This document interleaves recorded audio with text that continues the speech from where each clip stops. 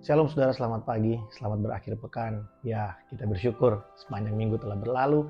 Hari ini mari kita buka Alkitab kita dari Roma pasal yang pertama ayat yang ke-16. Saya ingin bagi ini buat saudara di hari Sabtu ini, di akhir pekan ini. Saudara, kita perlu kembali mengingat tentang berita Injil. Apa itu Injil? Injil adalah kabar baik. Kabar baik tentang apa? Bukan tentang harga bahan bakar minyak yang turun. Bukan tentang harga komoditi yang turun. Bukan kabar baik tentang harga kripto yang naik. Bukan. Itu semua bukan kabar baik, saudara. Ada kabar yang sangat powerful.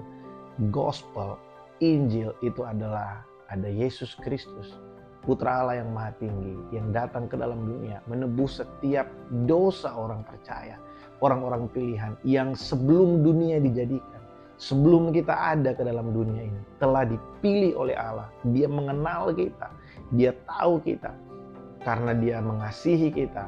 Oleh kasih karunia-Nya kita diselamatkan. Saudara, kabar Injil, berita Injil ini harus terus kita kumandangkan, bukan hanya kepada orang lain, tapi terlebih dahulu kepada diri kita sendiri. Beritakanlah Injil kepada diri kita setiap hari. Kita berkata kepada diri kita, kamu telah diselamatkan oleh kasih karunia. Kebenaranmu bukan karena perbuatanmu, bukan karena apa yang akan kamu lakukan atau yang sudah kamu lakukan. Kamu benar, kamu berharga, kamu dicintai karena Yesus mati bagi kamu. Kamu saat ini mempunyai segala sesuatu yang ada dalam kehidupanmu. Semua itu karena Allah punya kepentingan dalam kehidupanmu. Dia mati untuk kita supaya kita bisa hidup bagi kemuliaan Allah. Saudara, berita Injil ini perlu untuk kita sampaikan kepada diri kita setiap hari. Ketika kita telah mendengarkan berita Injil yang menyelamatkan kita, maka kita bisa share kepada orang lain yang ada di sekeliling kita. Kita tidak mungkin bisa bagi sesuatu yang kita belum terima. Kita hanya bisa membagikan sesuatu yang sudah kita terima. Kalau kita sudah menerima kabar Injil itu dan menyelamatkan kita dan mengubah kehidupan kita, mari kita share itu kepada orang lain. Beritakanlah kepada orang lain. Saudara, ada banyak sekali orang, bahkan orang Kristen, yang sebenarnya tidak hidup di bawah berita Injil. Mereka percaya Yesus mati, tapi semuanya harus ditambahkan dengan perbuatan. Semuanya tergantung kita. Kalau kita mau, kita diselamatkan. Kalau enggak, kita enggak diselamatkan. Saudara, pertanyaannya adalah siapa yang menjadi Tuhan? Atau apa Tuhan itu?